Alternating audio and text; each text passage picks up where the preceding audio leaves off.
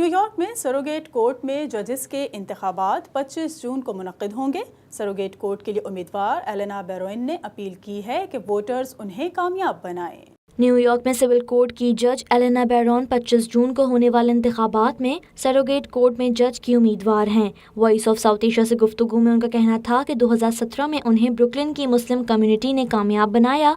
इस बार भी अगर कामयाब हुई तो तमाम कम्युनिटीज़ और इमिग्रेंट्स के कानूनी हुकूक का बिला तफरीक तहफ़्फ़ुज़ करेंगी।